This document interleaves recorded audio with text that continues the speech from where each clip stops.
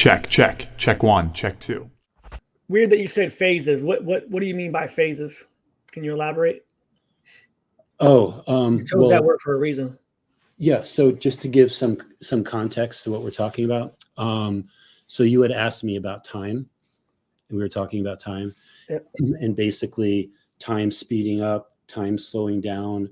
I'm going through like these weird kind of phases, for example, where I feel so unproductive. Like I'll sit down, I'll have tasks to do, and I just can't get anything done. It's just like really, really weird. And then something will shift, and all of a sudden I become super productive. Hyper focused. Yeah, like, okay, this is weird. And then just having experiences with people, similar to Mandela effect type scenarios where someone will say that I did something or said something that I know I didn't say or do. Mm-hmm. So I'm having those kinds of things that are happening. So what kind of things are you experiencing, Ken? Oh man, it's been a crazy couple of weeks. Since you agreed to come on, and we booked for today. How do I phrase this? I don't think I was asking for anything in particular, but my sleep patterns have been effing horrible, like horrible, exhausted, like your production level, same for me. But I'll be exhausted by 8 o'clock, 8:30, whatever. Go to sleep, wake up at 2 o'clock. Like just my body's just hurting. I've been really active. So usually it's my restless leg syndrome, which really doesn't affect me. I have no problem sleeping. But I mean, I've been up for the past 2 weeks, 2 o'clock, 3 o'clock, 4 o'clock, like constantly.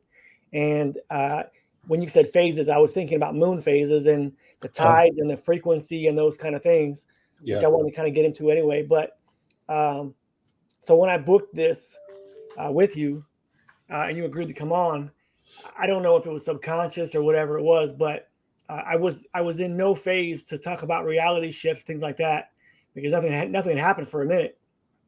And then I get this. So let me go off real quick on a tangent, which is the first thing I want to talk about. So if anyone has an electric car, you can understand this. And if you can't, I'm going to break it down for you really quick before I tell you exactly what happened.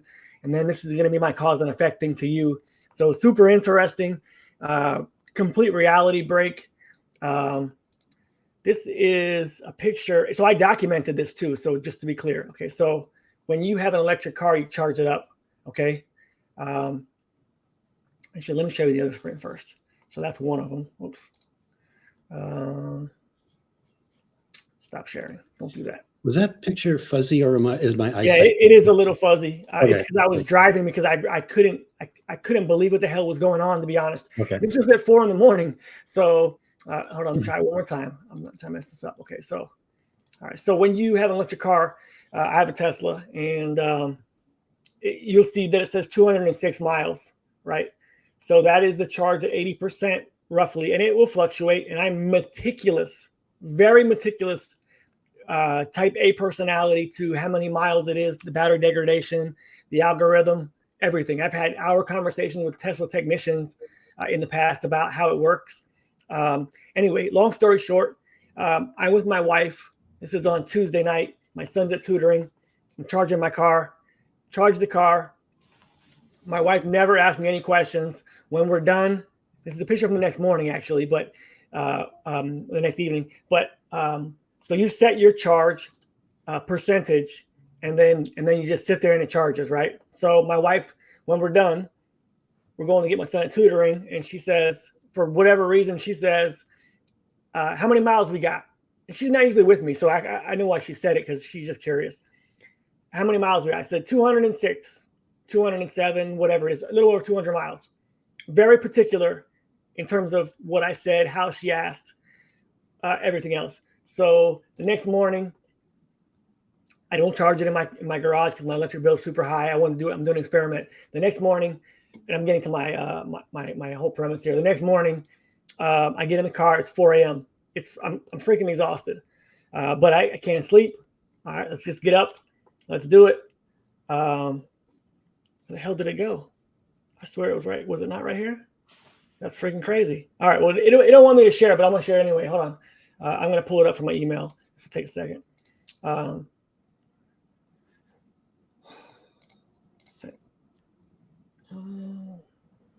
Yeah, and the picture is blurry. I'm sorry about that. But again, it was okay. So can you see that now? You got it? Nope, present. There it is. It's there. All right. So this is super long, but I am meticulous about sharing stuff that. Why did it download the wrong damn picture? I swear the AI does not want me to share stuff. It doesn't like the glitches in the matrix. It doesn't. I mean, complete freaking glitch. Okay, there it goes. So let's do it again. Sorry, guys. I'm gonna undo this. I'm gonna do it correctly when we do it, but when I put it in my video. But okay, so this is the blurry picture again. So now you can see on the bottom left.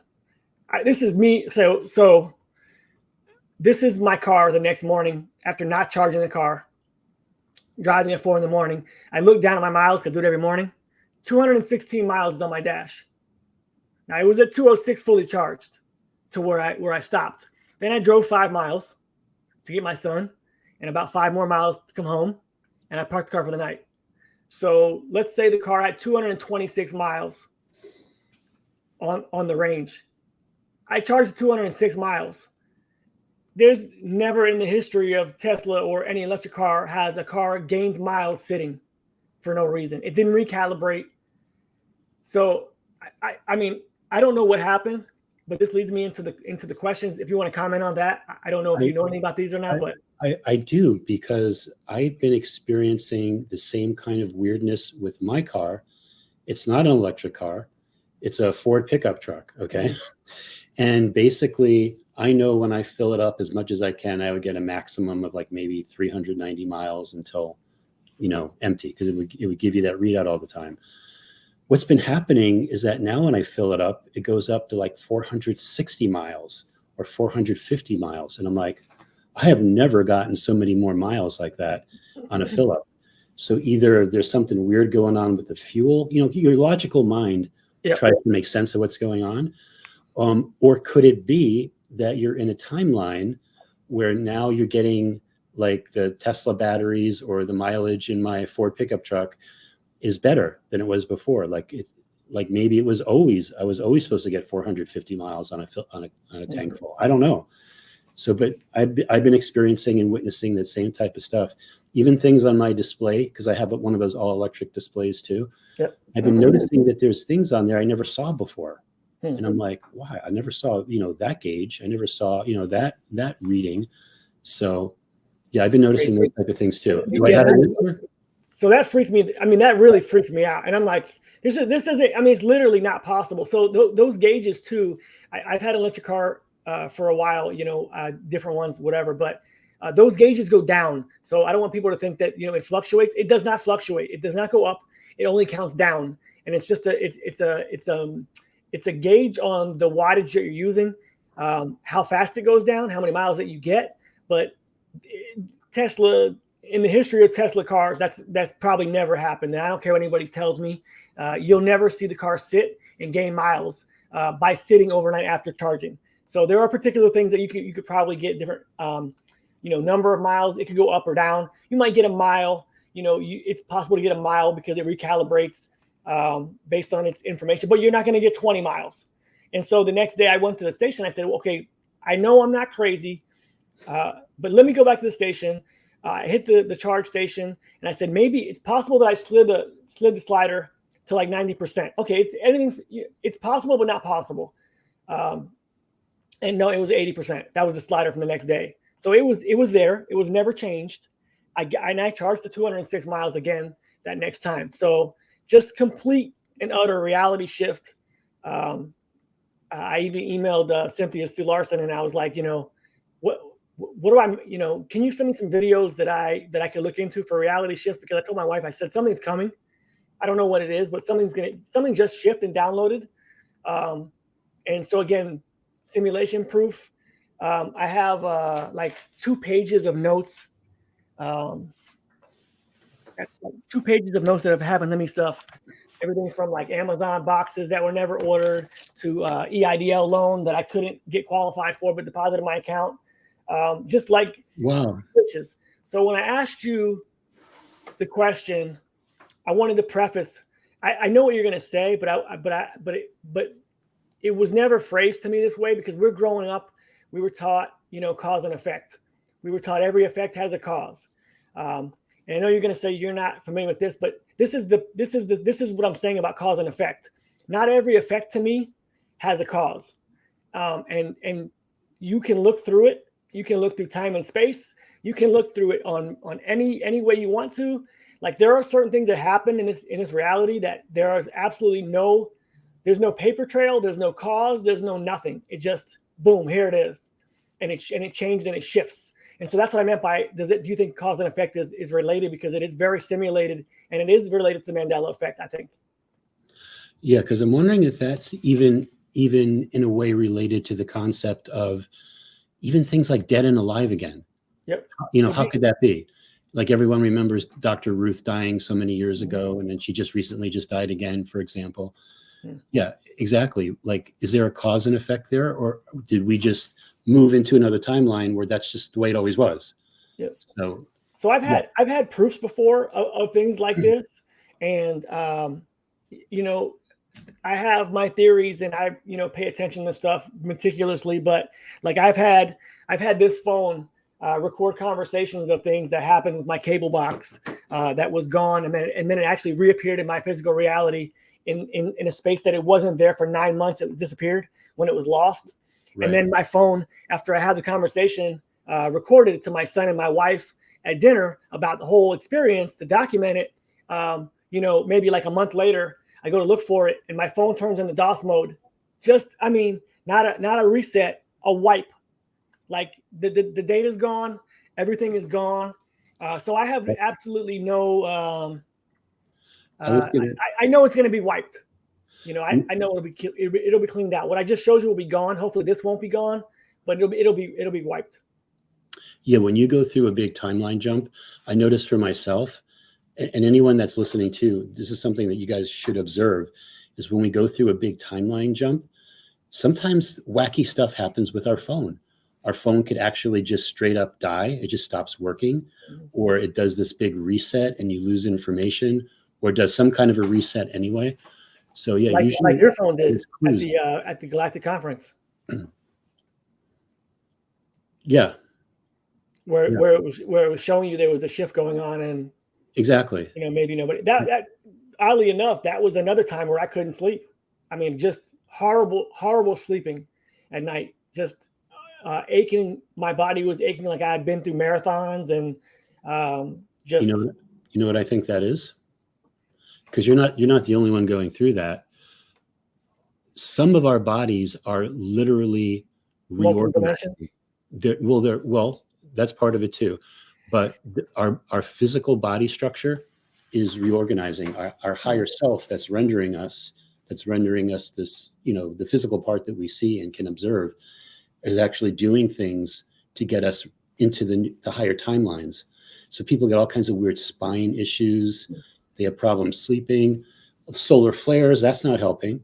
A couple of days ago, we had a big X 3.3 class solar flare. The solar flare, it's an X class flare, and they do it. What class? An X class. So there's different classes of solar flares. There's C class flares, which happen all the time. There are M class flares that are bigger than C class flares. And they always used to be a big deal when we got an M class flare, like M class flare, like, oh my God, we got an M class. The X class is even bigger than the M class. They're very, very powerful. Why do they call it an X class? I don't know why they use the letter X, but when it comes off the sun, when you observe it, there's an X. You actually can see the X come out and how the plasma spreads out from there. So that could be part of the reason why they give it that. This is one of the topics that I had to discuss, the presence of the letter X, and something you always say at the beginning of your videos, settle into your X, Y, and Z coordinates. Oh yeah. We got a lot of X's going on, man. I mean, the whole world's been taken over. We got first it was Xbox, then it was Twitter X. X is the unknown. I have a whole list of things that X involves, and now you got X flares, which I didn't have before on my list. Yeah, even the last solar eclipse that we had here, it was X marks the spot for where the two eclipses like cross paths. I think the one from 2017, and then this other one, they actually made there's a spot in Illinois where X marks the spot. So yeah, there's a lot of, why did Elon Musk change Twitter to X? Nobody knows. I don't know. Yeah, it doesn't make any sense to me. Like, I thought Twitter was a good name and everyone knows Twitter. Right. Yep. So you buy a company and you want to you buy it. You don't rebrand. You don't rebrand. You're paying for the brand. Yeah. It's part of the goodwill. Yeah. Yeah. It's interesting though that this is the X is the 24th letter of the alphabet. And what year are we in again? Yeah. 2024. Interesting. You're the dragon. Yeah. Yeah. So interesting things to talk about there potentially, but by the way, where you say, I talk about settle into your X, Y, and Z coordinates. Mm-hmm. So X and Y is your physical location, and then the Z is where you are in time. So you could your X, Y coordinates is where you are right now, but you can adjust that with the Z coordinate. You can go backwards in time or forwards in time. We always really need to stay in the internal now moment because that's where we have our power. But basically, X, Y, and Z has to be physical and then time. Interesting. Yeah. Yeah, that's something you talked about with your last two parts of Symphonies of Reality, Mechanics of the Matrix. I didn't put that in there; it's too long. But great videos, well done. How long did you make those? Because they look like they take a little bit of time. Yeah, they take a little bit of time, especially because I like to do all the editing. So a lot of times I need to know, like ahead of time, I need to know what I'm going to, like what soft disclosure movie clips or something I'm going to use. I got to research that. And Do you ever get tagged for that stuff? Do they ever copyright you? I'm a non-monetizing channel. Oh, okay. So I usually can get by that. Some places have really strict laws where you could use 10 seconds of it and it's not allowed. But surprisingly, a lot of content does allow you to use it, especially if you're not monetizing it. So interesting. Yeah, I try to keep strike it down. Yeah. So far I've been okay with that. Are you gonna do a third one? I know it says part 1 and 1, 2, 2, but actually I just filmed one, another one. It's called The Earth Game, and again I probably talked for like an hour and a half, and we just started going through the editing process with that with my editor. Her name is Heather. And that's going to be the basis of my talk at the International Mandela Effect Conference. It's called The Earth Game. And like, what do I mean by the Earth Game? And explaining that. And I go off into subjects that are not spoken about that much that I think people need to understand, because it gives you better information about how the reality is working and what's happened in the past. And, is this a game? Like, why would I call this a game? Not trying to make light of it, but there is an aspect to it that is exactly like a game. And I think we're gamers. We're champion gamers, even to get into this place, especially those of us here that want to make a difference, that want to shine our light and actually help wake people up. Nice. And you're going to be speaking about that on the IMEC Mandela Effect Conference, November 7th through 10th in Nashville. Yeah. I'm going to be speaking on November 8th at 2:00. And nice. About the Earth Game, and I'll be taking questions and answers after that. So I'll be taking questions too, maybe even some video. I'll be there. I bought my tickets yesterday, so yes, I'm coming. Awesome. I'm coming to observe. So we met at the was it 3 years or 2 years ago? 2 years? Oh, I think it was 3. 3? All right. I don't know. Maybe it was 2. Maybe it was 2. I don't know. At the Orlando International Galactic and Spiritual Convention. I'm not sure why they say it's spiritual. Is that a cover story? I mean, what's spiritual about aliens? Galactic and Spiritual Informers Conference, something like that. Yeah. So that's that's interesting. Why did they throw the spiritual thing in there? And there are things too that I've been finding out. I think people should be like discerning of. Especially with, I know the Galactic Spiritual Informers Conference, they really get into the space arcs. I remember them talking about the space arcs and how some of them are hidden under oceans, and the arcs are going to come up at some point, and like, everybody get on the arcs. We're going to take you to safety or something. My thought is, don't get on those arcs. A lot of people like are waiting for that type of stuff to happen. They want to bring their grandkids and their pets. And I think we have to be very discerning about who's who is trying to make a claim on Earth, and then what species actually want to help Earth and help her children. So there's a lot of discernment that I think we're going to be learning in the upcoming like months and years to show that these alien species and races, sometimes some of them they're really pretty. They might have blonde hair and blue eyes and, blah, blah, blah. Sometimes those are the ones you have to be more cautious of. So they just have better public relations campaigns, where they'll have people that channel them and like, oh, life is wonderful and blah, blah, blah is going to happen. Yeah, just use your discernment, use your inner knowing, because we're getting into the time where things are going to get crazy, and we want to make sure that we're doing the right thing. So if you're paying attention, they're already getting crazy. We'll see what happens in this whatever we call this thing called an election. If it's an election or if it's just a ceremony of some sort. But you just mentioned, I don't want you to skate by that one. You mentioned in one of those videos that the sky was holographic. I don't think it's ever come up that we've talked about this. What do you think of the sky, the moon? You were trying to take a picture of the moon with a camera.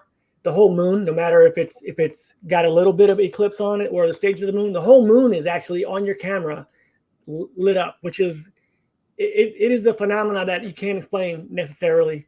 What is your interpretation of the sky? I think everything's holographic. I think I'm holographic. Yeah. So what is space? Can we go? I mean, can we leave this Earth? Is there? I mean, you mentioned aliens or galactic beings. I mean, what is that a loose term that you're using as far as how we define that? Because I know it's a contingent matter for a lot of people, whether there's aliens or not aliens, or what that is. What are your beliefs? Yeah, so a lot of people wonder, like, are there even aliens? Some people just say that they're interdimensional beings. Like some people feel that there's actually nothing outside of the atmosphere, that everything is an illusion, and everything pretty much is an illusion to an extent. Depends on how far you go into it. But to me, I believe we're kind of in a super mainframe quantum computer in dreaming pods having this type of experience, because on the other side, which I'll call base reality, we don't have all these experiences. Like, in other words, we don't have physicality at all. We don't, like, touch, sight, hearing, smell, taste, all that stuff doesn't exist on the other side. So you think the base reality is a complete, it's almost a virtual world? Like, this is a virtual world, but that is too? It could be. We could be in a matrix within a matrix, for sure. And then what is the physical world? How do you define consciousness? Yeah. Is there one? Yeah, I mean, yeah, and is there one? Like, so what's outside of this? So a lot of times, even quantum physicists will say, actually lately I've been hearing this over and over again, that time and space is dead. The whole thing, how time and space works, they're figuring out, they don't even understand how time and space works. So I believe that even quantum physics is going to, quantum physics is there to show us that all this stuff isn't real. Yeah. And I believe there's going to be something else. Like, I don't even know if quantum mechanics or quantum physics is true. I believe there's another level outside of time and space. I'll call it pure physics, that actually is making it so that this is the way the reality works and how we're observing it on this level. But it's hard for us because we have limited brain capabilities, and we did that on purpose, because as champion gamers and so forth, coming into a reality like this, we wanted a challenge. We wanted excitement. I don't think anybody has this. It's a little too much. You say that now, but on the other side, we were all ready to jump into this and we're going to do it. We're going to figure this out. But you get in here and it's like, Jesus Christ, like how this whole, give me a break. Yeah, how this whole system. We get in here and we all want peace. Yeah. We all want peace. Yeah. So there's a lot. I have a few other things to bring up. I typed them on the side so I can look at them. And actually, I think they're in the banner section. Sorry, I didn't give you access to them. wanted to just prop them up. I did send you some of the stuff. You get a chance to look at them or not. So the Mandela effect and the Mannheim effect. Can you explain those two things? Did I spell that right, first of all? Mannheim? I think you just have an extra N, but okay. Yeah, the Mannheim effect. That's from an episode of Star Trek: The Next Generation, where there was this Professor Mannheim that was doing these experiments related to gravity and other ways, the way the reality works. And what was happening is it was causing all these reverberations in time. So in the world of Star Trek, they were able to see like 2 or 3 other versions of themselves that had maybe just relived something. And then they saw that actually playing out again.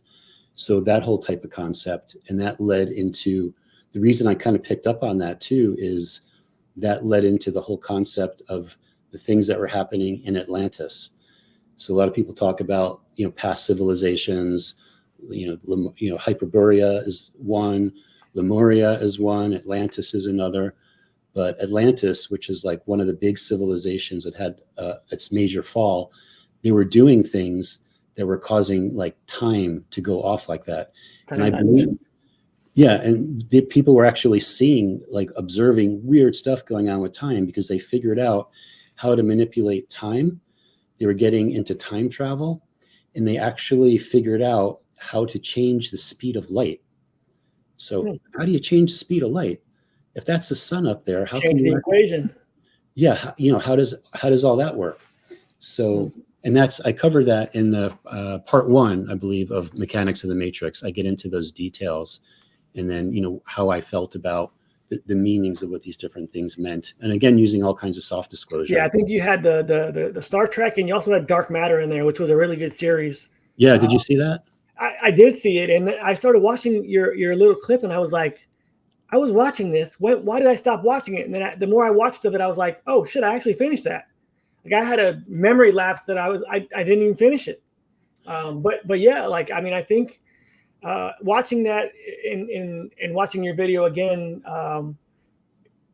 like we talked about before in the beginning, was almost my body, internalizing. For me, my body is exhausted, almost like I'm living like 3 lives at the same time. And I'm trying to catch up. And I'm not saying that's what's happening, but I feel like that. I feel like I'm getting pulled, and I'm not only getting pulled in different directions. I feel like I'm actually living many things. And a lot of people say that their lives are speeding up, and I think mine is actually slowing down, which is why I asked you, because it seems like every day is like, oh my God, it's the same damn day every day. Yeah, I think both is happening in terms of time. Yeah, I think there's a lot of wonky stuff happening with time. And it's all part of this phase that we're in. So where one reality is kind of phasing into another. So you've got like the whole concept of timelines merging. And I've heard people talk about the bifurcation of timelines, where basically there's going to be two major timeline branches that get merged. And then once those timeline branches, there's one, we'll call it, goes to the golden age, like a new renaissance for humanity, almost like a new game is beginning. And then there's the other one, which is like transhumanism. I call it the age of chaos, which has its downward spiral. And then you got the upward spiral of what I call the golden age. So like we're right in the middle of those things happening. And I think even this week, I feel like there's things happening this week which are starting to solidify where people are, what timeline they're going to be on. So with all the craziness we have going on in the world, a lot of people are in a state of fear, fearing World War III, fearing lockdowns, fearing, whatever, who's going to be elected president, how that's going to affect them. What's going on in the Middle East, like all that stuff is like fear, fear, fear. That's the age of chaos. And then you've got the golden age, and that's all about love.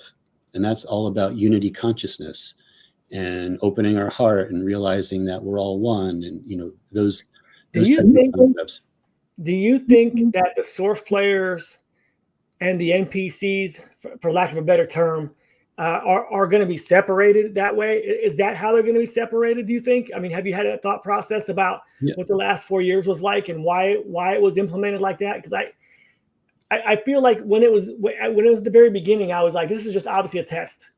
It's a test to see who's paying attention, who has any discernment, and this is going to be how they're going to separate humanity.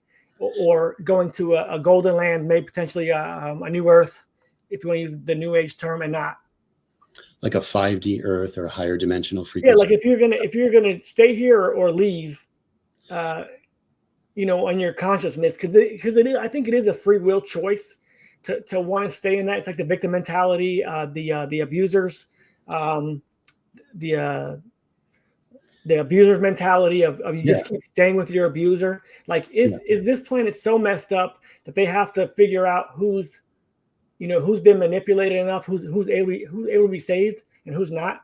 I think literally what we're vibrating at, the frequency that we're vibrating out, and everything is vibration, is going to put us on one of those two timelines. And I believe that if you're on the upper timeline, there's going to be people that just start disappearing, like maybe NPCs start getting unplugged, like they'll all start to disappear. Certain source players that have, how they've made a choice, however they want to think about it, to be in the lower timelines, like they'll start to disappear out of your life. And then on the same token, all of these new people are going to start to appear. You start to find more soul family all of a sudden. You start to make more connections. There's going to be even more powerful synchronicities. So all those types of things are I think going to happen. And that also those of us that are on the higher timeline, we're not going to experience all the extreme negativity and things that are happening on the lower timelines.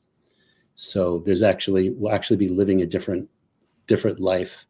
So we could know another source player, and we could think that that's the actual version of them that we're dealing with. And it's not.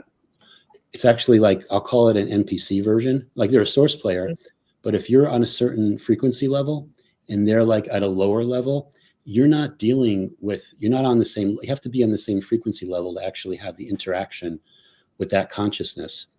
So some source players that have made a decision, known to them or unknown to them, to be in fear, will be going down on that. And then eventually... Do you see that that's how disclosure is working in TVs and movies? I haven't seen... I feel like I'm waiting to see a movie that talks about what we just talked about, where we talk about the NPCs or the source players, but we don't see a divergence of those two, we'll call them characters in this reality, right? I haven't seen that. Have you seen a movie or a TV show that shows that the awareness will separate you and you'll actually converge in two different timelines? Yeah, I did. I forget the name of it. I think it came out around 2015. I could look it up. But basically what was happening, the story was about this couple, and they had a son, and something happens. The mother does something with the son, and then she's hugging the son, and all of a sudden he just disappears. And then there's like a crisis going on, like how could this have happened? And then she goes back home, and it turns out she had all these pictures of her son, and they're not there anymore. So then she accuses her husband, like, what did you do? Why did you remove all the pictures of our son? And he's like, we've never had a son. Like, what are you talking about? I've seen that. I don't know what it's called though yet. Yeah. So there are movies like that kind of touch on it.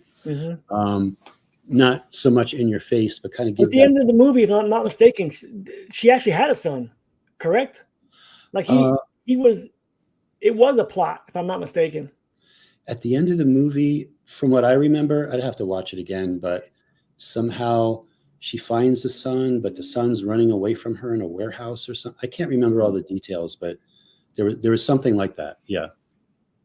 Interesting. Yeah. Interesting. So that leads us into another thing about frequency and matching it up. Do you think that source or God, and there could be multiple overlays of what's above us, frequency wise or energetically wise? Do you think that the ultimate creator has a source that you can match? Is that how you think this works? Or can you tell me about your theory about how that works? Yeah. The main source, like the one, or the source within all sources. Well, everything has a frequency. And the way I see it, we were all part of that. We were actually part of that. And we fractalized off of that to have these experiences to make it appear like we're alone. So the frequency that the main source, because when it comes to the word source, there are all kinds of sources. But the main sun, Creator. Yep. yeah, the main, you could call it that. The diamond sun, there's all kinds of like different terminologies that I've heard used for that, is the most amazing high frequency blissful consciousness. Yeah. So this is going to be a high level question. Do you think that the foundation of our consciousness is a frequency? Meaning, okay, so my channel is called We Are One. You just say basically if you tap into that frequency. But if there are source players and non-source players in this environment, do you feel like the foundation of that God or that frequency that is the creator can be even tapped into if you're a non-source player? If you're a non-source player. Right. Well, for both, because if the frequency is here, right, and there's two different kinds of players, source and NPCs, can either of them tap into that to become kind of awakened or, ascend sort of? Yeah, I mean, that's a good question. Some people feel that NPCs might be able to get some kind of a source connection in the future. I don't know. I think I have a crazy theory, and I've been saying this for a while, that I see all the OBEs and the MDEs, and I've seen the Jeff Maher podcast, and I think I was on Chad's channel about a month ago talking about this, and nobody understood what I was trying to say, in my opinion. And I wasn't trying to say that I was above what they were saying, but if there are two different, first of all, I think that there are multiple creators for individual humanity in this simulation. I don't think that the NPCs were created by the same God that created the source players, if we're going to talk about the same language. So if an NPC can have an NDE or an out-of-body experience, and a source player can have one, so we can go with that theory to say that they can both have one. Why would we think that an NDE would be the same for both a source and an NPC? Because they don't have the same creator, the same spark, the same soul. How could they have the same experience level? One would be completely capped. It would almost be the creator, whoever created an NPC and whoever created a source player would have two different NDEs in my experience, or my theory. Yeah, I don't think a non-player character actually would have a near-death experience. Now, something might happen to them, and they might come back and they might say they had a near-death experience, but that just could be part of their programming. Mm-hmm, exactly, right. But an actual like source player could have a near-death experience. Yeah, I see it. I see it like that. I can't take anything at face value until it happens to me. That's just the way I have to consider it, because there are so many manipulations, so many things in this world that are misdirection and deep fakes. And I'm not saying that the people who have had an NDE or an out-of-body experience, or someone who can astral travel, I'm not saying that they're not genuine in what their experience is, but I don't know that I can take them at the same level of that's how my experience would be, my perspective would be, because I don't know where their foundation is. Did you ever have a near-death experience?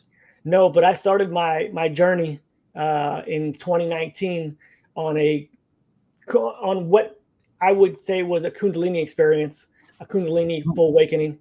Okay. And I've been searching for that feeling ever since. And there's no one that can tell me that they know what I was talking about unless you've gone through something like that, because the way that you feel is 100% life-changing. No one can tell me there's evil in this world when you have that go through your system. Like, there's no room for anything else. There's just complete euphoria, love. It's a piece of the pie, to explain to people. It's a piece of the pie that is 100% love, and there's nothing left. Okay. And so why and how it happened, I don't know. I surrendered. I was suffering. I surrendered, and what I got was something special that I don't know if it'll happen again. I'm certainly looking for it, but if that's the divine creator, then I don't have the same God as somebody who has evil in them, and that's the way I look at it. Yeah. So, can you describe like what happened with your at least partial Kundalini? Yeah, no, I can tell you exactly what was going on. So I had a diagnosis. My mom had lupus and was sick for a lot of years as I was growing up. and it's an autoimmune disease. So I was feeling a lot of joint pains, and this is probably 6-7 years ago where this happened. And I was in my backyard, and I kicked a soccer ball, which I played soccer since I was 5 years old. I kicked the ball, and my hip felt like I kicked a steel pole in the winter. It reverberated, and I was like, what the hell is going on? So I had a lot of joint pain, fibromyalgia, they would call it. Went to the doctor. Make a long story short, I had some autoimmune markers that were positive for lupus. I was on the bottom end of the scale, so it wasn't full blown. And I had a breakdown, and I just said, this is not happening. Got all emotional. I was like, I have a son. I don't want him to have this issue. I was completely in the matrix, man. I was in it. So I went home, did some research, surrendered, looked up on YouTube how to heal the body, got into all the placebo, the affirmational stuff. I got into all that Joe Dispenza stuff, and I was like, wow, this is amazing. Like I created a whole new world for myself that I could come out of this. Day in and day out, I would change this. So anyway, I was meeting some friends in Jacksonville from Tampa, driving through, and I had all this going on in my life at this time, right? So I had the wave of emotions going 100 miles an hour in every direction, where I was like, wow, I'm God. I can change my life. I can do this. And had one of those Buddhist experiences where I was just trying to end my suffering, mentally. And I'm driving in the car by myself, no radio on and no nothing on. And I just said, I don't know if anybody's out there. I just surrendered. And all of a sudden I was like frozen. I mean, just completely frozen with emotion. I could feel it coming on. And all of a sudden it was like, boom. And I'm driving, and I'm just like frozen and driving the car. And I'm like, don't move. Just don't move. Just felt I just felt an electrical charge, basically. And so I was like, wow, whatever this is, I've activated something in myself, and so that's where it started. That's where that experience started. And,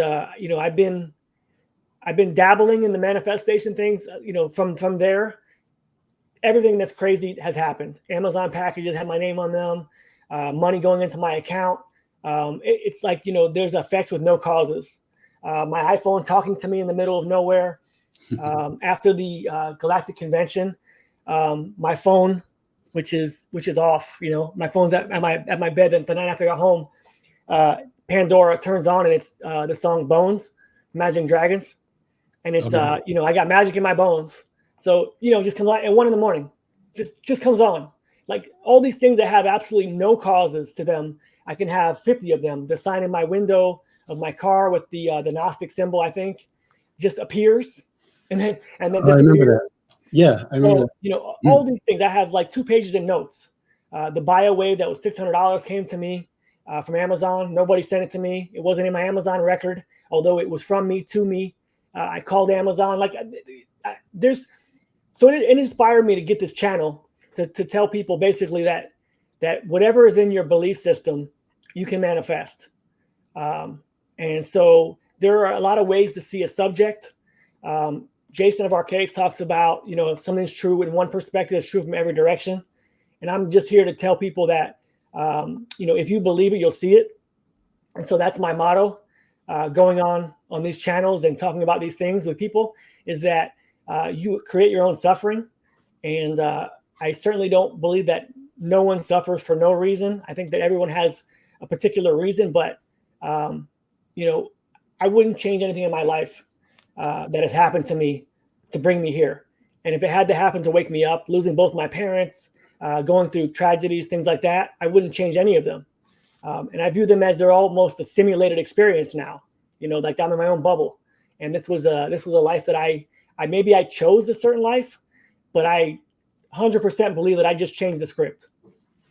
Okay. So long story to what you just asked.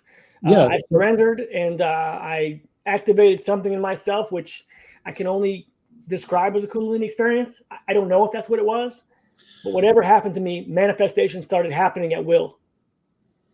Yeah, at the very least, it feels like your higher self stepped into you a little bit more, because every time we go through something emotional like that, it's like we're actually literally clearing stuff so we can get more integration of our higher self, that's when my light language kicked in. I went through like this big emotional breakdown thing, and all of a sudden started speaking light language because I kind of opened up more space for my higher self to like integrate. So that could be one angle to it. The other thing too about the Kundalini is, for a lot of people, it's like literally physical.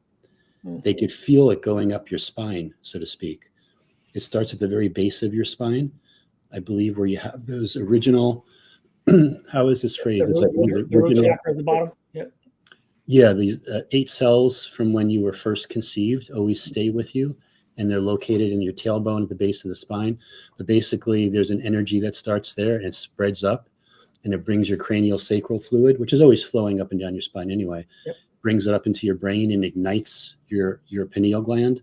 So there's that full-on Kundalini thing that people have experienced.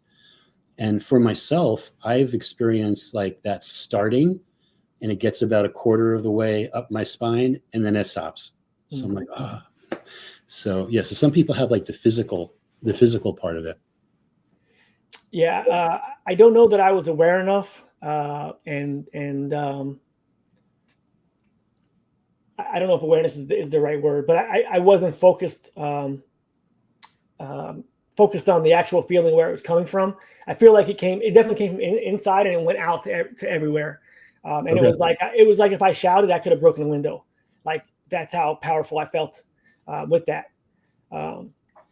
So yeah, I mean, just crazy things that have happened to me since, and so I refuse to be a victim of anything, because I think that a lot of times we have that victim mentality, or that woe is me or whatever it is, and when I get into the rhythm of life, and I'm on the bottom part of that, I remind myself, what do I believe? How much do I believe it? And look through all I've been through, and just like this is not what's going to be my story. Yeah. And anytime people like are running patterns like that, they're called like distortion patterns, where sometimes people might feel like, for example, they're unworthy, or, whatever it is. Those are distortions that we need to clear. And when we clear those distortions, it like makes us shine our light even more. And there's places you can get help to like clear those distortions. Some people will go to a psychiatrist for 20 years. And then other people that know what they're doing can actually go into your software behind the scenes, remove it like an app off of a cell phone, remove it, and do something in 3 or 4 minutes that normally could take someone 20 years to do, and all this money. And the results may not be the same. And I've been experimenting with that too, and getting really, really good results. So what do you think about those arts like Reiki, energy healing? I used to have conversations with my wife about that. She's been in Reiki classes. She's a Reiki master, although I don't think she tells anybody that necessarily. But I used to ask her if she believed that it was actually her doing it to someone else, moving the energy around, or do you think that it was like a placebo thing where she just activated their energy in themselves? I think there's a little bit of both going on, but basically someone that's doing Reiki is tapping into something. They're tapping into energy, and then they're transmitting that energy to the person that's being healed. So there's definitely real stuff that's going on with that. In the beginning, when I would get Reiki healings from people, it was like many years ago, I would just fall asleep. They would start, and like 3 minutes later, I'm like, wow. Because it was just, I couldn't handle all the energy. It was. Do you talk when you're like that? Like I've tried to get past life regressions, and they'll never work on me. They just won't. I can't talk when I'm in that mode. Yeah. Yeah, I've done that kind of stuff with people, and they kind of like try to have your higher self step in, and your higher self do the speaking. But yeah, the hypnosis doesn't really work that wonderfully on me either. So it's a challenge. When I open my mouth for 1 second and I say something, it's over. Like it's complete bullshit. Like to me, I mean, I'm not saying that doesn't happen to anybody else, right? But for me, I can't relax. I can't say something and then act like I'm not in charge, because that's not how I'm not built that way. I don't know if that's, if that's a fault of myself, or if that's just the way that I'm wired. I don't know. Maybe I can't surrender like that. Yeah, it's all part of the programming that we have, and all like we're literally like our personality is literally programmed. Like everything about us that makes up our personality is literally programming, whether it's good or it's bad. So Keep that in mind. I saw something really interesting. It was a TikTok video, and I started to think about it. I don't know if this is a good conversation for us to have. I want to get your take if you've seen it before, but it was basically saying that we're all frequency, we're all energy, and it was showing an EMF reader. So the guy had a reader, and this is not a remote control. He had an EMF reader, and it was like, going up to high voltage things. And then he says, "Watch this," and he takes like a pyramid, and he puts it right in the thing, and it goes off, like just shuts it down. It went from like a higher frequency radiation to off. And he's like, what happens is it actually funnels everything into that pyramid and shuts it down. And I started thinking, I was saying, these obelisks and these pyramids, I wonder if they're actually like they're made for us to come into the age that we're in, where there's so much radiation, so much frequency, so much 5G, so much stuff. And if inside of that pyramid there's no reverberation, there's no breaking of that frequency, would that be a place you could hide in and actually get away from those things? Meaning that in 10 years, if the AI, or 20 years, the AI is taken over and Starlink and everything else is shooting down these beams and they're mind controlling people, the only places that would be safe would be the pyramids. I see what you're saying. Or like the whole Faraday cage concept. Yeah. Yes. Yep. And I think that stuff is going to happen down on the age of transhumanism, like the whole age of chaos concept. But pyramids themselves are like very important. I actually created a video about pyramids a while ago, and I was talking about how Earth isn't the only planet that has pyramids. Like when I tune into it, 90% of planets have pyramid structures throughout. And pyramids do different things. They can fortress a planet. They can help the planet evolve. They can help do the expansion of consciousness on the planet. They could help like the life force of the planet. They could do Stargate travel. And a lot of the pyramids, especially the Egyptian style pyramids, the Great Pyramid of Giza, there's a Stargate inside of that.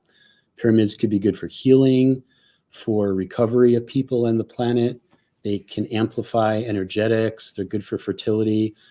The Mayan or like Aztec style pyramids, those step pyramids, I would talk about how you could step down from one dimension to another objects. So, and depending on the number of steps is how many dimensional frequencies it goes down. So for example, let's say in someplace in Mexico, there's a mysterious El Dorado where there's all this gold and so forth. If it's possible to take that, put that into a pyramid, which would be in all the dimensions. Let's say that we're in the 3D or 4D, but maybe in the 8D or the 9D, there's something that's more plentiful, and you want to step that down into the current reality. That would be the purpose of step pyramids.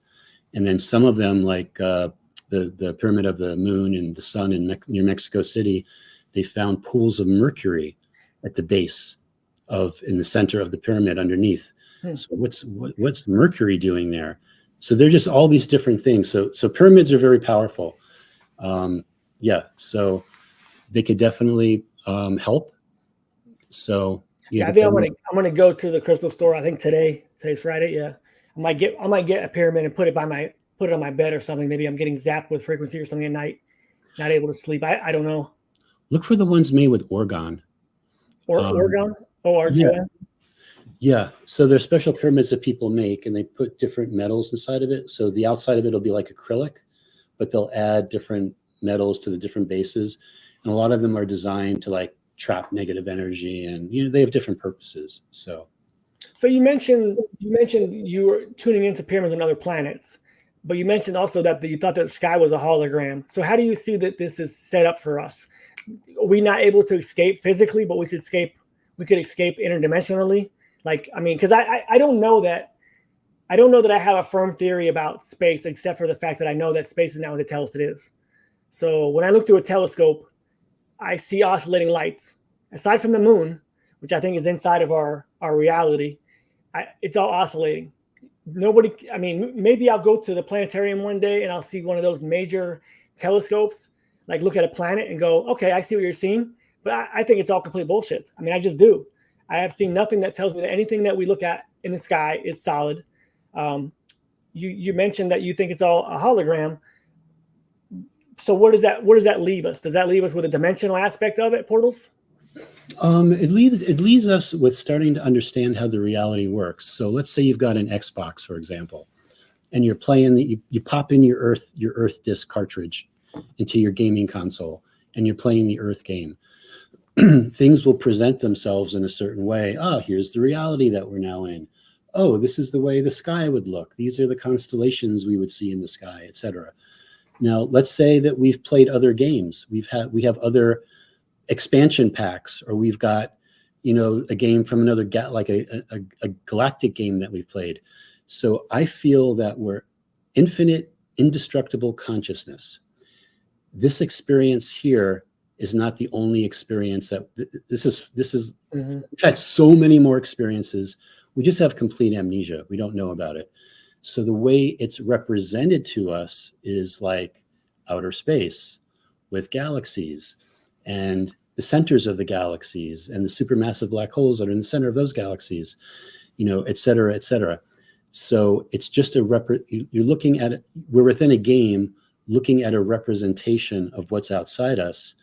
And then to get to another aspect of the game, the way the global narrative teaches us now is that we need a rocket ship. We need these big, powerful rocket engines, and you have to get escape velocity from the atmosphere. Unless you can get the ship angled a certain way you can't get out. To make it seem like it's so hard, like to leave this place, where I think it's very different. So I think that everything is just showing us, the way it's being represented, in the game. Incorrectly. Yeah. So it all depends how you look at it. What's real, what's not. And then you read things like The Holographic Universe by Michael Talbot and all the things that he put forward, all those theories and so forth that now are seeming to be like more and more accurate. Yeah. So it's all puzzle pieces, and it's all things for us to kind of fit together. But the physicality, if we feel that everything is solid, like this is the way, like everything is solid, so everything above us must be solid. And if we know it's not, then it's completely fake.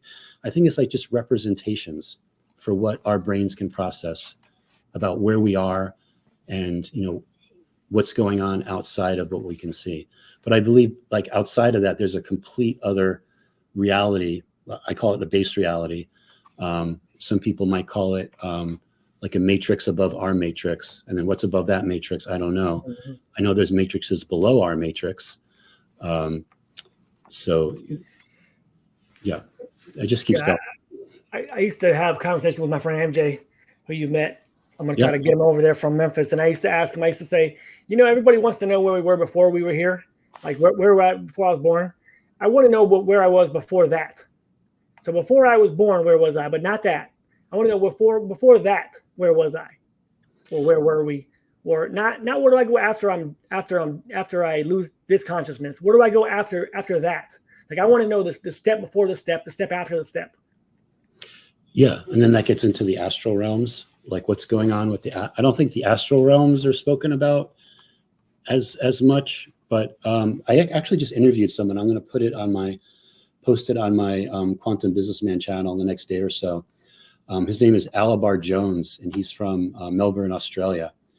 And his big thing is he has this team that goes into the astral and does all these missions for Earth. It's really super fascinating. So when we die, like what happens to our consciousness? Is the moon involved in the astral realms? And then do we go to the astral? And then is there schools in the astral? Do they do a life review? How does that work? Do we get convinced to try to come back onto this plane again? Ultimately, it's our higher self that's in control of all this and is managing, how these things work. But yeah, so exactly what happens next? And can you make a decision that if you don't want to be here anymore, which is fine. Some souls will make that decision. They'll wake up on another planet. They'll have amnesia, and they'll have this life here on Earth. You could talk to them till you're blue in the face, and they will not know what the heck you're talking about. Yeah. I was never on this Earth. What are you talking about? So, yeah. It's just how these experiences are crafted for us. And amnesia is an important part, actually. So do you think the amnesia is a good thing or a bad thing or just necessary? It's, if we had it, this game would be so easy. I mean, if we didn't have amnesia, this would be the easiest game because we would know everything. You'd be like, oh, you know, I had 500 past lives on this planet, and you remember what they were, and you remember all the details, and you remember the astral worlds, and remember what happened before you got here. It would make this game like, you know, who's who, just like too easy, and we didn't want that. We Why wanted is this? challenge. So my whole Ken's paradoxes will never be famous because somebody else took the name for it. But Ken's paradox is always the same. It's why is this the only here and now we can remember? If you've had 500 lives, why is this the only here and now that you can remember it being Chris Anatra? Why is that? That's how this reality is programmed. If we knew everything, the game is like meaningless. It's too easy. It's like playing cards with somebody and you know every card that they're Why holding. wouldn't you remember the last card game while you were playing the game is my question. Because of amnesia. But you were in that moment. You were in that now. Do you think it's a consciousness enlightenment that you fully now awakened, or do you think it's just because we're here now? Well, we're having this experience now. Like this is our experience in the now. So I'm not sure if I understand your question. Yeah, it's hard to paraphrase. So if I've lived this is my third life, right? We'll just say that as a number, a second life, third life, fourth life, 100th life, same thing. But this is the only here and now that I'm fully aware that I'm here and now. Okay. So why back then? Why in the other lives? Pick a point in any of the lives that I've had or you've had. Why would I not have that same perspective that I was there in the now then? Why? I mean, I understand amnesia, but I don't have amnesia of today, right? I'm not thinking I had amnesia now in 4 lives from now of this moment, because it's only here and now is now. So are you assuming that you woke up in the other lives and you realize that this is just a holographic projection? Now that's the question I'm asking you, because in my theory, in my opinion, I think that we are tethered to those, lack of a better term, DNA strands, but I don't think we were ever conscious in those lives. I think we were unconscious 100%, or it wasn't enough of us. Meaning this, I believe that if you're looking at a timeline of my consciousness, I'm not ruling out that I didn't have anything before this, because I believe that I am more advanced than the average NPC person. Obviously, you know, I'm an old soul. I'm perceptive. I'm those things. But what I'm saying is, I don't think that timeline would be where it started. I would say my timeline started when I was conscious in this timeline, in this one. Like that's my beginning point. Meaning that after my consciousness is done with my body now, I will go somewhere else, but I'll always remain conscious. Yeah, I could even add more. Let me add just one more layer to all this. Yep. There's the whole concept of time loops. So this life that you've been living, that I've been living, we've already lived this life. We've been looping this, the way I see it, hundreds of times. And that's where I talk about Fruit Loops, Mandela effect of the cereal changing from fruit, like you would eat, F-R-U-I-T, and it went to F-R-O-O-T, which I was getting a download that it's an acronym, frequency repeat of original timeline loops. Yep, the infinity loop. Yeah, I call these the dress rehearsals. So I believe that now we're on the final loop, and that all these other loops were dress rehearsals for our higher selves to see what would happen if we got nudged in a certain direction, to see if we could wake up faster, or wake up in some kind of a better mode. And so you have all that experimentation that was done, possibly hundreds of times. And now we finally made it. This is it. This is the final loop. No more looping after this. Our opening performance is happening now. So, and I believe too that outside of this realm, like this Truman Show realm, we're literally being observed. Like, I think we're observed for sure, 100%. Yeah. Everything we're doing is being watched. So where are they observing us from? That is a great question. Yeah. So there's all these elements to it, like all the world's a stage, Truman Show, So the Time Bible, Loop. the second seal of the Bible is take peeks from the earth. Is that right? Or is that seventh seal? Whatever the seal, I think it was the second seal. Which seal is the take peeks from the earth? Seal. Is that when they blow the trumpets in the book of Revelation? I think so. I mean, I'm not a Bible person. I was raised Catholic, but so I heard that the book of Revelations, Revelation 6, chapter 3, verse 4, is when the piece was taken from the earth. I don't know if it says what seal that is. What seal is that? The second seal. Okay, it is second seal. Okay. So my interpretation of the only way to take peace from the earth would be to reveal somehow, some way that we are always being observed. I think that would be the only way that you could take the peace from every individual soul on the earth and be like, you whatever you do, you're watched. There's no peace after that.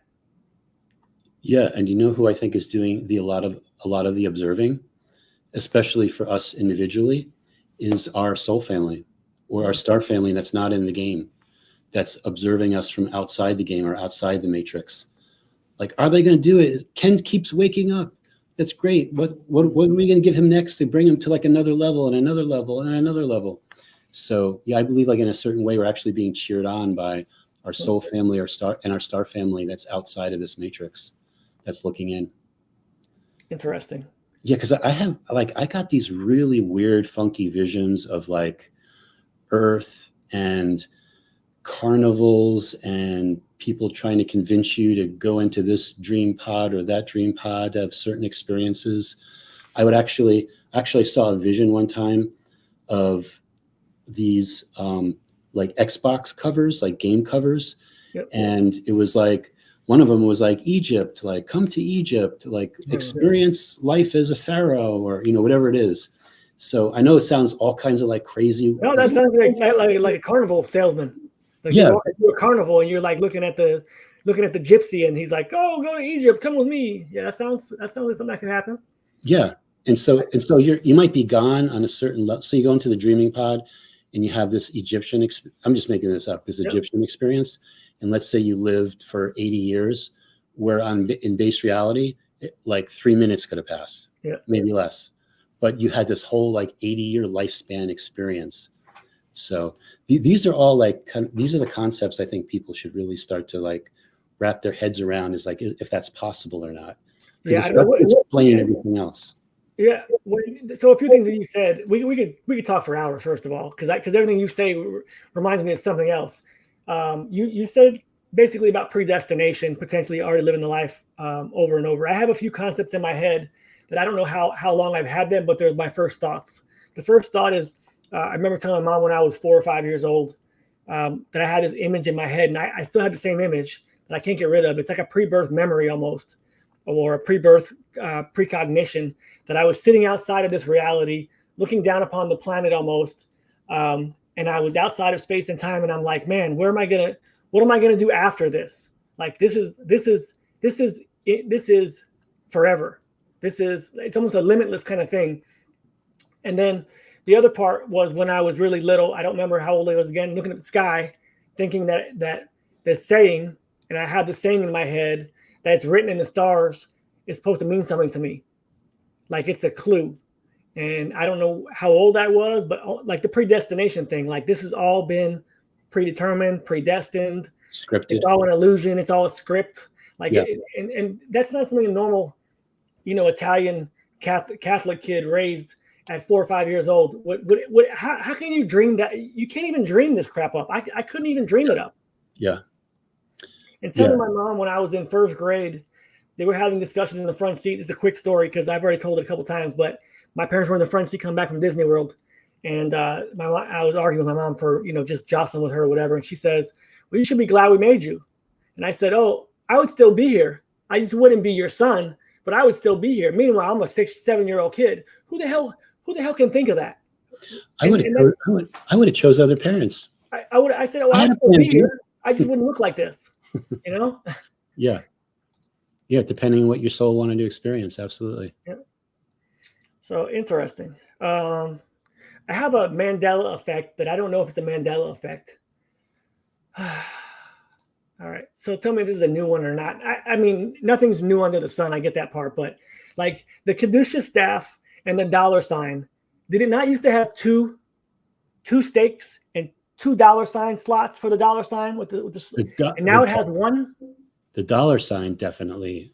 I remember having two. But every ambulance I see now has one Caduceus staff instead of two I saw before. I It's thought got the two snakes, right? two snakes, but it was always I thought it was two staffs and a snake. I don't know. Maybe I'm misremembering that. But the dollar sign and the Caduceus to me are like linked in my head now. Yeah, there's definitely similarities there. Absolutely. And I can't find on the computer or anywhere that the dollar sign is now only has one slash. But when I write it, it's always two slashes. Yeah, I'm looking at my keyboard, and yeah, just one slash. One slash. Yeah, I definitely remember two slashes. Absolutely. And in the software that I would write, dollar signs were used everywhere. So I was looking at dollar signs all the time. So going to the single dollar sign, I'm like, for me, I think that happened around 2015 or so. What's that message supposed to be for? What's that? I said, what's that message supposed to be for? If they're all messages, what is that supposed to mean? Yeah, I haven't tuned into that one, but that is interesting. Let's see. I think I've got most of these done. The questions I wanted to bring up. I have a question for you. Yeah, go for it. I watched your video on, by the way, your video with Michelle Gibson was awesome. Thanks, appreciate it. Yeah, and like I would love to figure out. You have to give me her email address. Yeah, I can. She's very responsive. Yeah, on my show. Yeah, she's really good. You made a video about insane asylums. Oh yes. And on the insane asylum one, I thought I could have maybe I didn't watch it properly. Did you reveal what you thought insane asylums were? Yeah, I thought they were locked down like a COVID kind of thing. Oh. Where they were shutting the world down. They were gathering everyone in their houses in these specific cities. This is back in the 1800s, and the insane asylum was actually a trial run for what we experienced in 2020, a lockdown procedure. And so when we see these pictures of places that have of history that have no people outside walking around doing anything, it's because they were locked down. And I don't know what the purpose was, but I think they were changing a lot of things when they had the reality reboot or reset. Yeah, that's interesting. Good. That's a very interesting theory. Like I have a theory too, that's a little bit different than that. What is it? But I think everyone agrees that somehow it's related to Tartaria, right? All of these structures and these grand buildings, and it was an insane asylum. I was getting that they were Tartarian welcome centers. So basically there was like all of this evidence, well, I call it evidence, all of this smoking gun, circumstantial evidence that the Tartarians were doing time travel. They were coming back in time, especially in the 1800s, world fairs, those type of things, to get their DNA in here, because they had a higher reason to want to be here and have their DNA proliferate, especially into this time period. And when I do sessions with people, almost everybody that I talk to has got Tartarian DNA. Like literally everybody does. How would you know if you have Tartarian DNA? Just out of curiosity. You'd have to talk to somebody that can read DNA. Okay. So. Well, if there's somebody at the conference that can do that, let's do it. Let's link that up. Say that again. If someone's coming to the IMEC to Nashville. Oh, I can do it. Okay. All right, cool. All right, sorry, go ahead. So do I have permission to check your DNA? Absolutely. Yeah. You already did. Remember, I was a Japanese soldier for Genghis Khan or whatever it was. Alexander the Great. What was that? I don't remember what you said. Oh, yeah. You had a few different things. Yeah. You would definitely link with Alexander the Great. That's for sure. So Tartarian, yeah, yes. How many lives in Tartaria did Ken have? 25 lives. 25 Tartarian. I had 25 wives. That's what I'm telling my wife that. Lives, not wives. No, you said wives, and it's been allowed by the universe. No, there you go. You misheard me. I married a Puerto Rican. I married the wrong one in this one. If that's what I wanted, so no, that's not what I wanted. Yeah. So there's the whole like Tartarian thing. So the Dark, I'll call it the Dark, had a chess move, because like bringing all these Tartarian people traveling from the future, coming back in time, wearing their dandy outfits with their hats and perfectly dressed the way they would think someone in that era would wear. Like old world English? Yeah, exactly. Like Okay. that whole style. And then what I was tuning into too, which is really, this is going to sound really weird. The year 1860, there was something called the Procession of the Meteorites, where I think it was in July of 1860. I have to look it up. Throughout the United States, meteorites lit up the skies from the East Coast to the West Coast. And what that was, there's usually a physical representation for something to happen. That was the chess move by the dark to bring in darker souls to get them into the earth plane. And it was, manifested by all these meteorites coming in. And the souls were brought in, they're brought into the astral realms. And then from the astral realms, they could start to incarnate into, babies and stuff being born. So there's all this stuff that's happening behind the scenes that people have no idea about. But then when you start tuning into it, it's like, wow, that's for this, and Tartarian welcome centers and Tartarian time travel and kids on orphan trains. Like, where did all these? Oh yeah, well the orphan trains plays into my theory that they gave those babies away. They were clone babies basically, and they were giving the babies away to everyone who was locked up, basically saying that this is from another area that their parents all died. So Yeah, here, take the baby. You're doing humanity good. And meanwhile, they were just clones. They were just genetic embryos, Cabbage Patch Kids. I've heard about the Cabbage Patch Kids theories. I don't really know that much about it, but it's similar to that. They were clone babies, and they were brought across the world. You could order your kid, order your child. Okay. Well, I'm not saying that these time travelers were clones, but I think we're kind of talking about the same. It's a similar concept, whether the theories are off a little bit, but could be. Yeah. But yeah.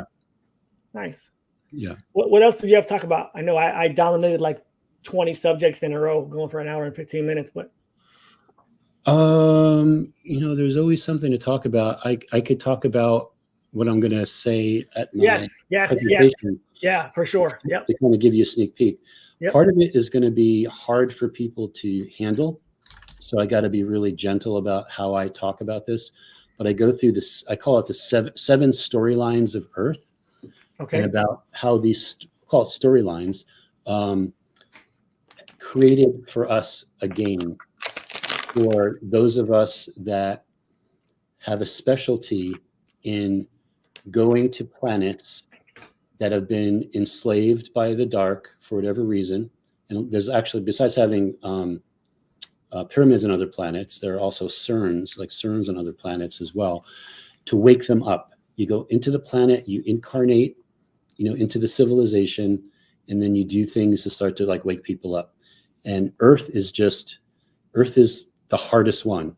So these games, almost like missions, you might want to call them as well. It's like if you're playing a game, it's like a mission. Like you want to have an objective. So it's a campaign. Yeah. So I talk about these 7 storylines, and the first storyline has to do with the concept of Earth. How did Earth how was it created? So I talk about how it was conceptualized, how the founders started to create this with the technology that they had and so forth. Then I get into the giant trees, because the giant trees are like a huge part of this. So a lot of people understand that there were giant trees. That's where Michelle comes in. That's where Michelle will come in, like Devil's Tower in Wyoming, Giant's Causeway in Northern Ireland. There are all these sites all over the world. Sedona has a lot of them too. They're covered up. Oh, where's that? In Sedona, where Michelle lives. Okay. I've been to Sedona. They have it's bells. What do they call those? It's not called towers, but anyway, it's. Yeah, so you've got the giant trees, and the giant trees are so important because of I'll call it the sap, the plant oils in these trees were like an ambrosia elixir that extended life and had all of these health benefits for these species outside of the Earth realm. You're going to bring some of that to IMEC? Yeah, like I'm talking about. Bring some of that stuff. Let's do it. Well, the giant trees don't exist. I want the sap. Bring the sap. Well, what's interesting? Because the sap from the giant trees also created like an ecstasy, MDMA type drug. Oh boy. And did you know that in our Earth realm now, to make ecstasy or MDMA, it's synthesized from saffron oil, basically plant oils is what it's made from. So as above, so below. So we have that same kind of a concept, and how that made it so that Earth was so important, because all these beings, like empires, were formed from this, whether it's the Anunnaki Empire, the Arcturian Empire, the Palladian Empire. All of these empires were based off of harvesting and selling this. And there's self-disclosure in movies like Jupiter Ascending is a great one. Good movie, yeah. Yeah, the movie itself is kind of cheesy at certain points, but there's a lot of truth. The same people that made The Matrix, made that. They also made Cloud Atlas, which I think is misunderstood, but a remarkable movie from what it reveals at the very end. But basically, the war over the giant trees, why they were cut down, and then the nefarious part was that it was discovered that humans that came, from the Earth plane, Earth's children, so to speak, that were born the natural way on Earth, also had these things. We have these things within the fluids of our bodies. So the tree has the oils and stuff that transport the nutrients up and down the tree and so forth. We have the same thing in our sacrocranial fluid and blood and lymphatic system and hormonal systems. So then it was learned that synthesizing a human could produce the same thing that the giant trees had. And then that led to a whole other sequence of events where humans would be harvested. And for example, some people talk about the Book of Ra and how that was a channeled message, and it talks about the harvest. And a lot of people have spun that to be like, oh, it's a good thing. It means only certain people are going to ascend. And the harvest, yeah. Yeah. But why use that term of a harvest? Right. Others. Well, it's planting. It could be planted, growing. Yeah. So basically, there are all these concepts that all come. I bring them all together, and I have only a short amount of time to do it. So I created this 1.5-hour video that'll probably be posted after the event, that I go into all the details. So when I'm at the conference, I'm just going to gloss over the highlights, and then devote as much time as I can to questions and answers. I have a theory. So I have a theory about the trees. Why they were. I don't expect it to make it into your thing, but so Jason of our case talks about the vapor canopy. So science would tell you, obviously we can't mimic it, but we can mimic the greenhouse effect. So if you have a lot of trees or you're in the Amazon forest and you're in a very high humidity environment, things grow at great lengths and great speeds. And I think that's one of the things that I was waking up to at the beginning of this 4 or 5 years ago, when I heard about the vapor canopy potentially and it causing a flood upon man to wipe away the Nephilim or the giants. If you have a lot of high oxygenated area, humidity, rainforest, big ass trees, hence you're going to get, what are you going to get? You're going to get big ass humans. It's going to be a lot harder to control big ass humans than little ass humans. So I think that they cut the trees because of the humidity and the size that people and the planet was getting, which actually could speak to the fact that all these monoliths are huge. And the size of man now, we can't pick those things up. But however, a 40-foot tall guy with, arms the size of 3 cars could easily pick those things up. So my theory, and it has no foundation at all, except for the fact that I think that they wanted to control humanity, and that when you had trees that big, you had atmosphere that was different. And so we could actually regenerate. We could live longer. Our cellular oxidation was different. That's how we measure oxidation in blood for people who can't breathe. Our cells need more oxygen. So anyway, 2 and 2 plus 2 equals, a number that may equal giants for humanity. And if we were actually those giants, there's a lot of reason they would want to dumb us down and control us through our physicality. Yeah, because I think we all realize that there's lots of evidence that giants absolutely existed, no matter what time period you're looking at or how you want to look at it. Yeah. I think it's interesting that people who accept the giants don't question dinosaurs. Like, if humans are big and there are, so whether there were little guys and big guys interact at the same time, who knows? I mean, you got David and Goliath, different stories. I get it, different myth stories. But if you have big humans and you have big dogs and you got big birds which could be dragons, and you got big animals. Doesn't have to be dinosaurs, right? I mean, Cane Corso could have been 30 damn feet tall, and he looked like a damn dinosaur. I don't know who that Ken Corso. A Cane Corso is a humongous dog. Okay. Hold on, I got it for you. It's one of those dogs you show people when you want to tell them that you got one of these, and then they don't come near your house. Okay. Hold on, I got you. 1 second. Yeah, these Cane Corsos are awesome dogs, though. I've seen them, and they're actually not that vicious unless you tell them attack, and then you don't want to be around these dogs. Share my screen. Window. Where's my Cane Corso? Is that it? I don't even know if that's it. Hold on. I hope that's it. Oh, come on. Where did it go? It's on a window. Present. Share screen. Window. That's crazy. It won't let me show it.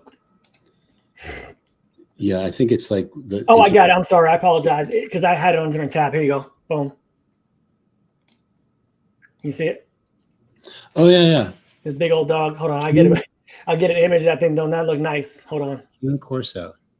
I wonder what their personality is like. It depends. I mean, they're aggressive, predatory dogs when you have them in a corner. And I think these dogs can be. I mean, this dog is freaking huge, man. You see that one? Yeah. No, I didn't share the tab again. Present share tab.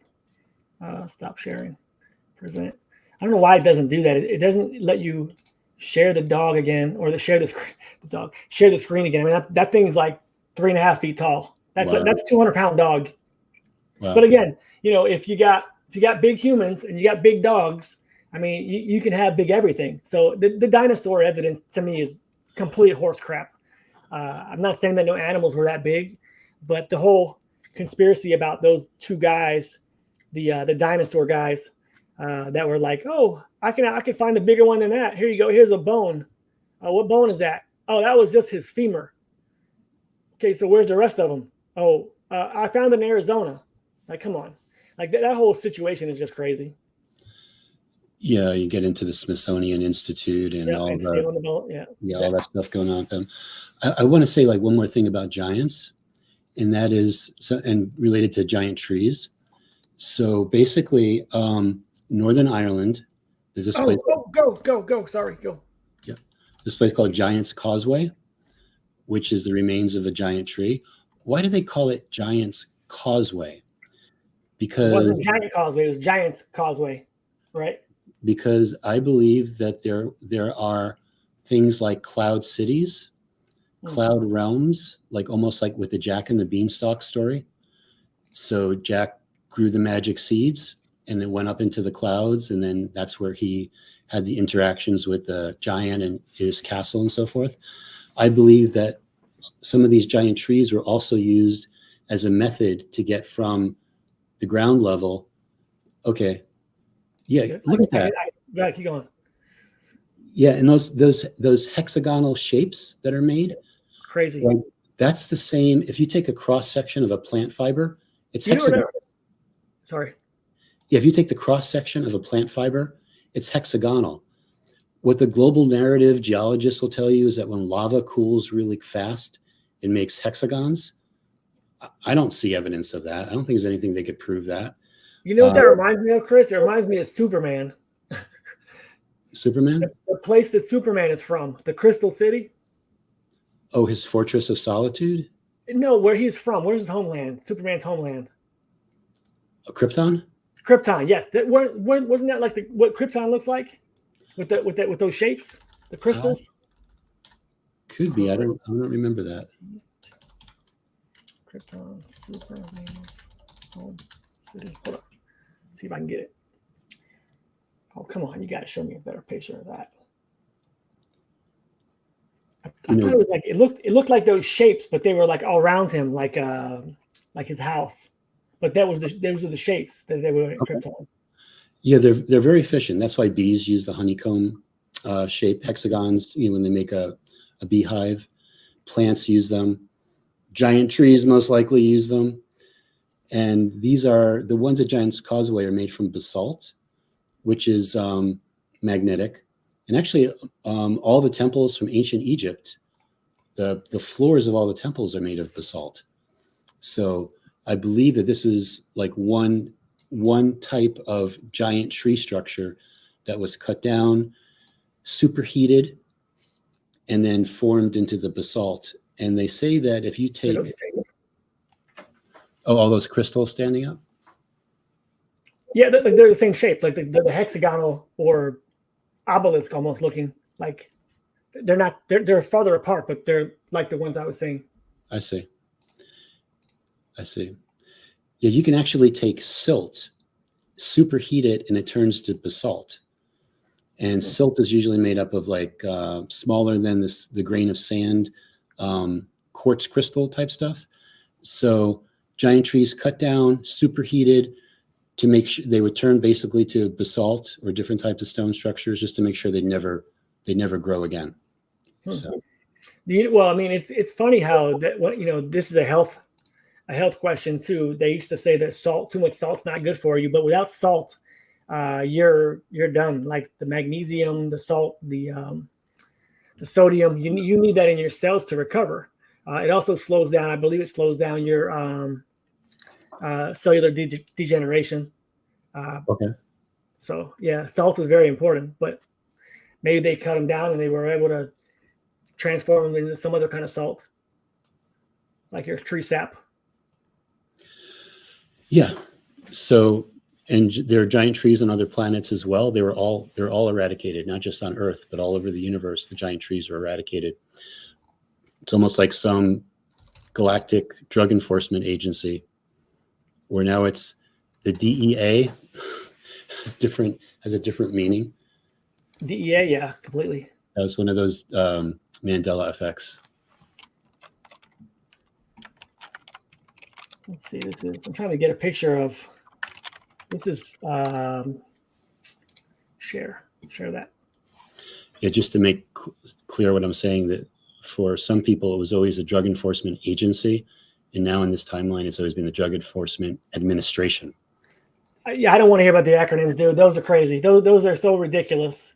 Yeah. So I used to work for a large oil company. We used to run convenience stores, and so I know all about HIPAA, HIPAA, and now it's not that. The HIPAA violations. Yeah, I heard about that. Speeches on this, like on the actual stuff. This is Bell's Bell Tower. No, hold on, sorry, Bell.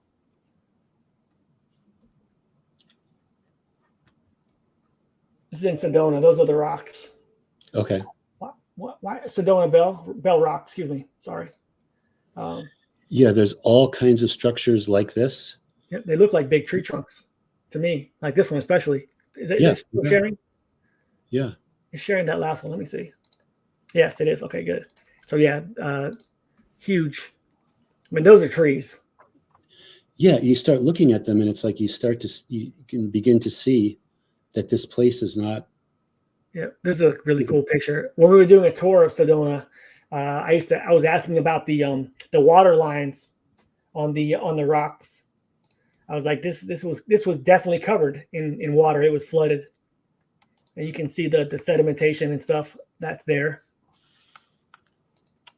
Pretty cool areas for sure. Yeah. Oh yeah, I almost cut you off. I probably did cut you off. I apologize. Ireland. So I'm going to Ireland. When you going? I'm going for my anniversary next year. I'm not sure what parts. We're going to go to Dublin. We were going to go to Dublin, Amsterdam, and London, but we're going to kick out London, I think, and go to Amsterdam. And Ireland is the number one on the list. So I want to go see some of the old castles.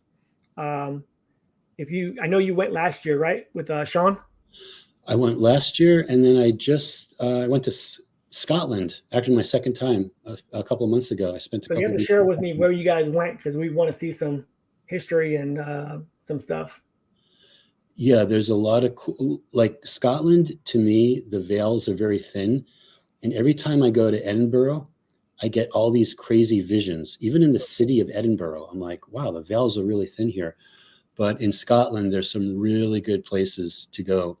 One is called the Isle of Iona. Very high frequency place. It's one of those places you go and visit, you walk around like for half a day and then you leave and you just pick up codes and you just pick up the frequencies that are there. Very, very special places. Awesome. Yeah, we're looking forward to it. We want to go see some history. I think it'll be too late for the Northern Lights up there, but it'll be middle of March. Okay. So it won't be too cold. I think it's supposed to be in the 60s, 50s and 60s. So probably not going to see the Northern Lights, but it's where my wife wants to go. So how many years will you have been married? Put me on the spot. Oh, sorry. 3-3-1-2. It'll be 13 years next year. 13. Yeah. Cool. Congratulations. Thank you. Appreciate it. 13 years not being divorced. Yeah. Not yet. So we'll see. Good for you. Good for you. That's going well. Yep. So I have an interview coming on Monday. I'll text you his information. His name is Todd Cave. Okay. He is I think he's a civil engineer in his past, but he has a lot of, I think the best way to describe him is an undoctored, unpaid, unmolested Billy Carson. Okay. So I don't think he's been paid off. He seems pretty genuine. He's got a lot of history of the tablets, Sumerian tablets, Anunnaki history stuff, which I'm interested in as well. So interested to see what he knows about what he knows. And I've been asking a lot of Jesus questions lately. And he did an interview with Sam Tripoli on the Tinfoil Hat podcast, who I enjoy listening to. About a month ago, he was on there. And he was talking. I wasn't really vibing with what he was saying at the beginning. And then all of a sudden, he was like, Jesus wasn't even his name. I don't know why we even say that. And I was like, talking to that guy. That's the guy. Like the letter J wasn't even around. His name was not Jesus. Like, there you go. Yeah. And did Jesus actually exist? Jesus did not exist. There's zero evidence that Jesus existed. However, Yeshua or Yahweh, there's a lot of different people that could have been the figure of Jesus. But again, why do you change the story? Why are we stating that this name of Jesus is so powerful when that figure named Jesus never existed? No one has ever called him Jesus, ever, until the Catholic Church in, I think, 1200 AD. Yeah, there's a lot. That's a whole other conversation we could have. Oh yeah, that's not on the Mandela effect. To talk about. And if you know about that, that could be a great conversation too, and having at another time, or if you want to join us on Tuesday. But so I'm interested in all that stuff. Billy Carson was one of the guys I looked at when I was waking up into a lot of this mess of the reality and stuff. And Billy won't let go of space. And Billy's name is not Billy Carson; it's Billy Carlson. So never went to Harvard. Sorry, Billy. Your diploma is not a diploma; it's a certificate. So a lot of people on YouTube. He may have a lot of knowledge, and good for him. I still think he's a good listen to. But that's misrepresentation, buddy. So it's hard, man. It's hard to figure out who's a paid person, who's not. It really depends, I think, about how popular they are too. All of a sudden, someone comes on the scene, and all of a sudden they get hundreds of thousands of views, and it's like, how is this happening? Yeah, usually that's something you should be suspicious of. Just like any alien species that have blonde hair and blue eyes and blah, blah, just be very discerning with the information that you get. So what do you think that those blonde hair, blue eyed, quote unquote aliens, what do you think that is? What do you think that is an agenda potentially? I mean, we're just theorizing, right? I'm not telling you to badmouth anyone, but what are you thinking about that when you say that? Yeah, we're just like talking. We're just theorizing. Yeah. We're not trying to bash anybody. Yeah, to me, it's all about public relations, and it's all about the agenda that alien species wants to put forward. So, and the thing is are they for Earth? Do they actually want to help Earth and her children? Or do they want to exercise their own claim over Earth for whatever reason? So my whole thing is just to be, because all these races, all these species with time travel and so forth, I was the first one here. And then another one time travels before. Oh, no, I was the first one. So they set all these claims that they were the first one or whatever claim they had. They were I think that's brilliant. I think that's brilliant what you're saying as far as the claims and the multiple people that are vying for supremacy on the planet, whether they're Democrats or Republicans, or whether they're whether they're another species. So I guess we're wrapping it up a little bit, but alien species. Do you believe that the human race is from this planet? I believe that the whole human construct is from Earth. Yeah. The human construct. Okay. Yeah. And I believe that there have been tinkering with our DNA. The whole thing like, did the Anunnaki actually come and tinker with our DNA? Did they actually create our DNA? Or do they claim they created our DNA? Mm-hmm. What's the true story? So all those different things. And then how did they build their empire off of these harvests of humans, which then trigger a global reset to cut like a flood or something to cover what they've done. And then it just proliferates until civilization reaches a certain peak, and then it gets harvested again. And again, all this stuff is revealed in the Jupiter ascending soft disclosure.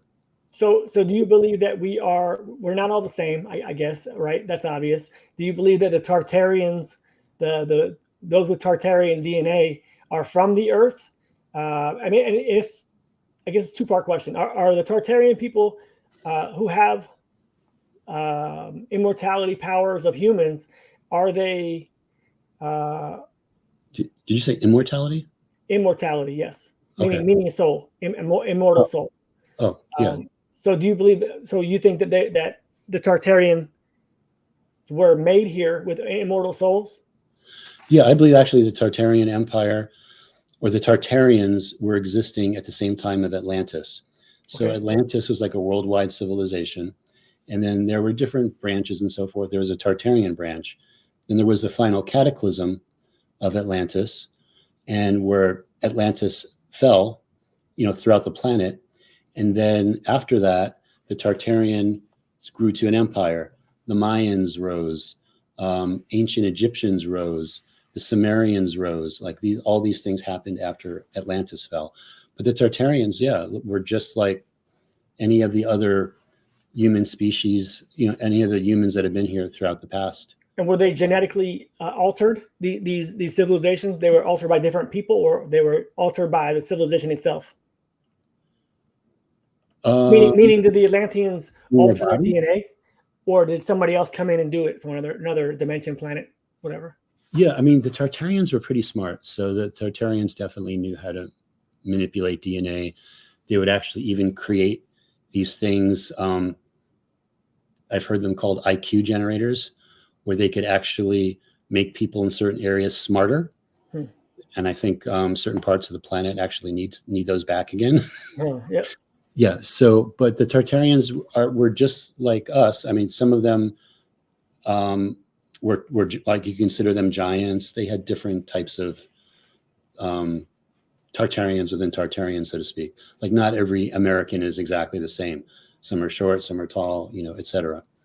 But yeah, it was a real thing with DNA very similar to ours, if not maybe a little better. Maybe more of their strands were connected. Interesting. Something to definitely bring up in the future. Talk about. I think it's been a damn good talk, man. I appreciate it. Yeah, no problem. Meeting up with you at IMAC in Nashville. Yeah. And again, that is November the 7th through the 10th. Tickets are inexpensive. If you guys are in the area, come out and see us. I'll probably break this down into a few parts. It's an hour and 45 minutes, a little bit long for one sitting. But Chris, I appreciate it. Thank you, sir. Anything else you want to talk about? I know you are the quantum businessman. And let's see, I had a thing for you. Those are my favorite two. The two last ones you put out. The mechanics of the Matrix. Yeah, I mean, just really, really good. If you guys haven't seen them, please watch them. Very different. Thank you. Yeah, very, very good information, broken down. It's very concise. It's not overly drawn out. Just good information. Yeah. So, Chris, I appreciate it. Thank you, sir, for stopping by. Great conversation, and I look forward to speaking with you in 2 weeks. Sounds good. All right, brother. Have a good day, man. Thank you. Thank you, Ken. Thanks for joining us, guys. Appreciate it.